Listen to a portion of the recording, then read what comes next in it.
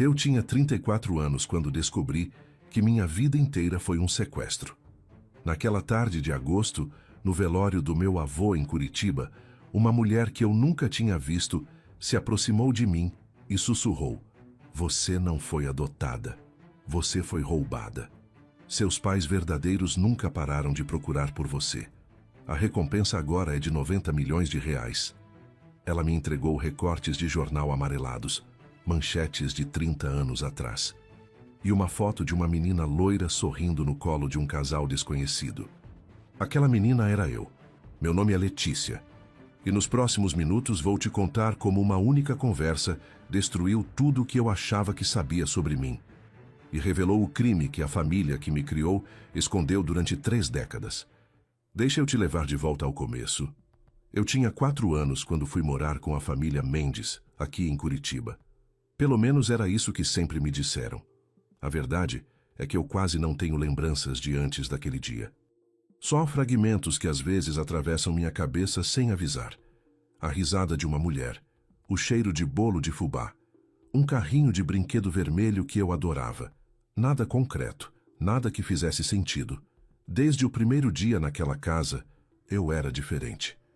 Enquanto meus irmãos Rodrigo e Felipe tinham quartos lindos com móveis novos e os melhores brinquedos, eu dormia no que basicamente era um quartinho de despejo.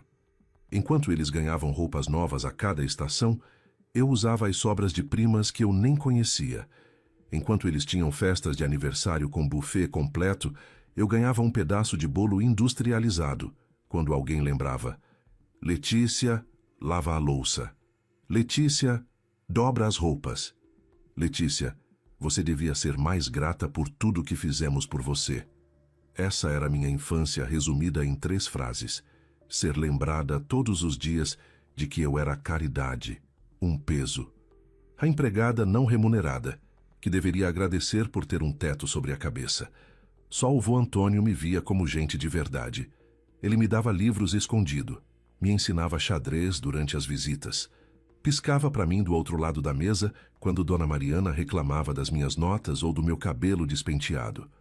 "Você tem fogo dentro de você, pequena", ele sussurrava quando estávamos sozinhos. "Não deixa eles apagarem isso." Mas eles tentaram. Durante 17 anos tentaram. Eu saí de casa no dia seguinte ao meu aniversário de 21 anos. Sem cena dramática, sem despedida chorosa.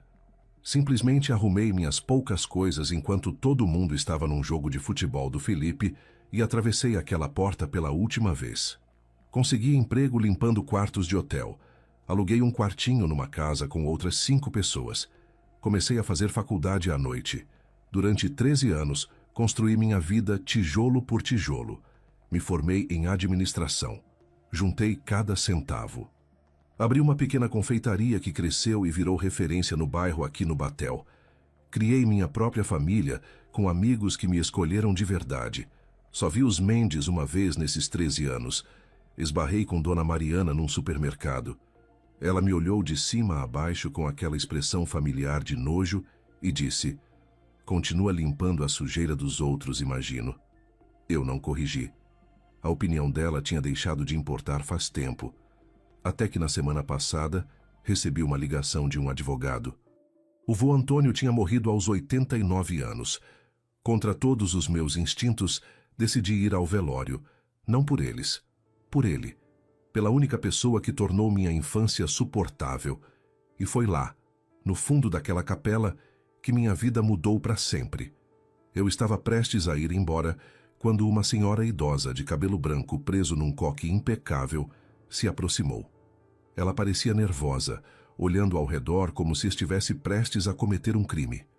"Letícia Mendes?" ela perguntou baixinho. "Só Letícia", eu corrigi automaticamente. Larguei o sobrenome deles no dia que saí. Ela me puxou para trás de um arranjo de flores enorme e tirou um envelope da bolsa com as mãos tremendo. Esperei 30 anos por este momento. Meu nome é Rosa Tavares. Trabalhei num cartório em 1994. Meu estômago despencou. "Você nunca foi adotada, Letícia. Você foi roubada." A palavra roubada ecoou na minha cabeça como um tiro. Eu quase ri, porque soava absurdo demais.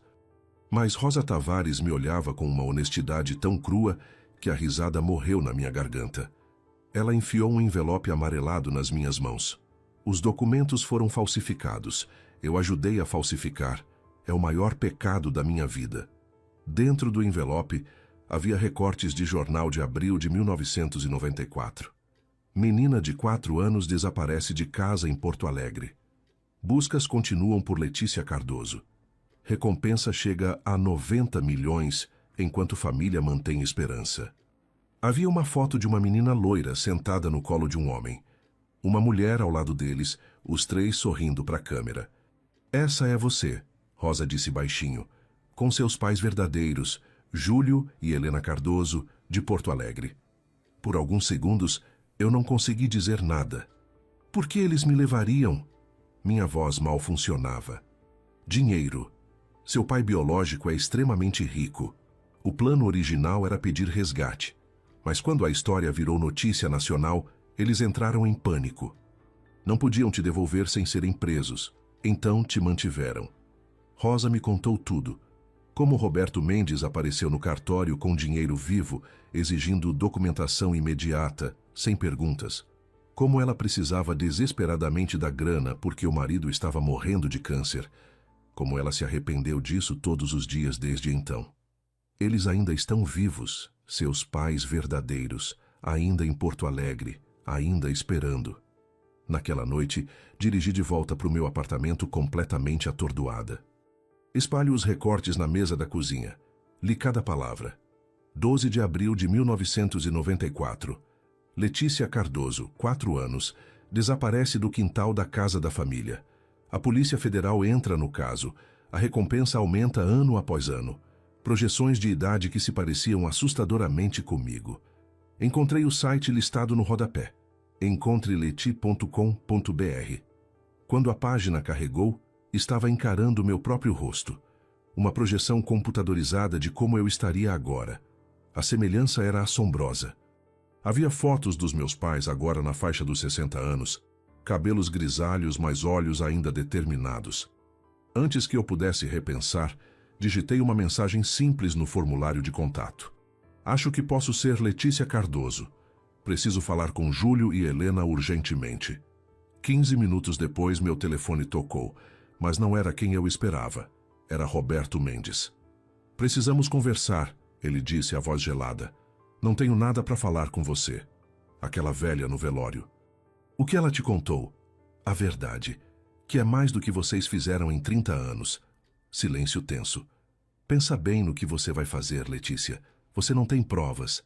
Ninguém vai acreditar em você. Mas ele estava errado. 24 horas depois, um investigador particular chamado Marcos Ribeiro estava na minha cozinha coletando uma amostra de DNA com um simples cotonete. Os Cardoso esperaram 30 anos, ele me disse. Eles não perdem tempo. Os resultados preliminares chegaram na manhã seguinte. 99,9% de compatibilidade. Eu era Letícia Cardoso. E tudo que eu achava que sabia sobre minha vida foi uma mentira construída sobre um crime federal. Quando Júlio e Helena Cardoso entraram na minha confeitaria 2 dias depois, o tempo parou.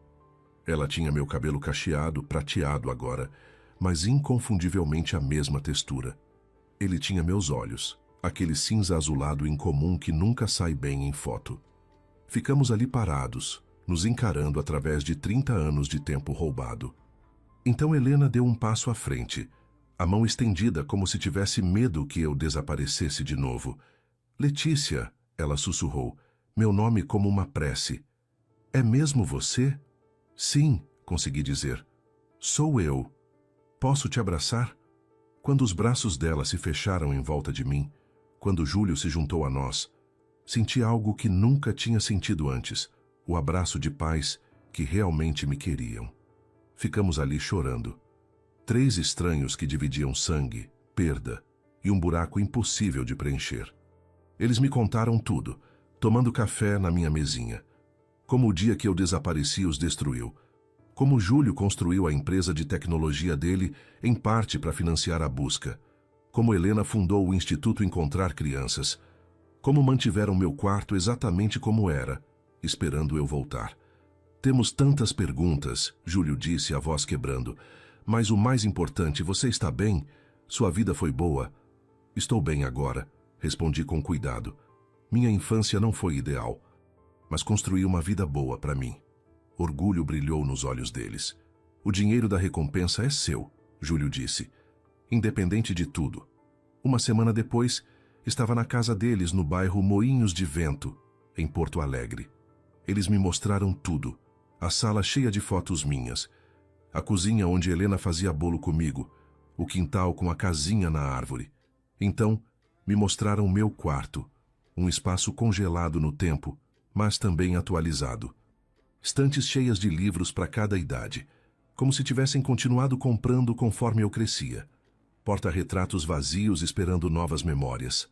Um ateliê de arte com materiais que esperavam que eu usasse algum dia. Havia uma caixinha de música no criado mudo. Quando abri, uma melodia tocou e algo se mexeu fundo na minha memória. Por um instante, tinha 4 anos de novo. Segura. Amada. 2 semanas depois, estava no tribunal em Curitiba. Sentei entre Júlio e Helena, enquanto Roberto e Mariana Mendes eram trazidos algemados. Quando subi ao banco das testemunhas, contei a verdade de forma clara. Eles não me mantiveram por bondade, disse, olhando diretamente para eles. Me mantiveram porque tinham medo de serem pegos. Me usaram como mão de obra gratuita, enquanto me privavam de amor, pertencimento e minha verdadeira identidade. O juiz determinou que havia evidências suficientes para prosseguir. Roberto e Mariana aceitaram um acordo. 25 anos cada um, sem possibilidade de liberdade condicional por pelo menos 15. Era justiça. Ou o mais perto que eu chegaria disso. 6 meses depois, estou na cozinha da minha nova confeitaria, arrumando os doces na vitrine para a inauguração. O nome acima da porta diz Cardoso em Filha, em letras elegantes. O dinheiro da recompensa foi colocado para trabalhar. Metade para o Instituto Letícia Cardoso, que ajuda famílias de crianças desaparecidas. Um quarto investido para o meu futuro. O resto financiou esta confeitaria em Porto Alegre, 3 vezes maior que minha antiga loja. Precisa de ajuda? Júlio pergunta, aparecendo do escritório. Aos 68 anos, aposentado da Cardoso Tech, ele agora me ajuda com a contabilidade e aprende a fazer doces. Estamos prontos, digo. Às 10h em ponto, destrancamos as portas. A resposta é avassaladora. Ao meio-dia, vendemos quase tudo. Durante um momento tranquilo, vejo Rosa Tavares na fila. Quando ela chega no balcão, saio para cumprimentá-la. Não tinha certeza se devia vir, ela admite. Fico feliz que tenha vindo. Nada disso teria acontecido sem você. Naquela noite, sentada na varanda do meu apartamento com vista para o Guaíba, seguro o carrinho vermelho das minhas primeiras memórias. Meu celular mostra uma notificação. Alguém fez uma doação para o Instituto. Já ajudamos a reunir 4 famílias. Enquanto assisto o pôr do sol pintar o céu de dourado e rosa, reflito sobre esta jornada. De Letícia Mendes, a servente indesejada, para Letícia Cardoso, filha amada e empresária de sucesso. Eu sou Letícia Cardoso. Estive perdida, mas agora fui encontrada. Algumas pessoas passam 30 anos procurando quem roubaram delas. Outras passam 30 anos descobrindo quem sempre foram. Eu fiz as 2 coisas. E, finalmente, cheguei em casa.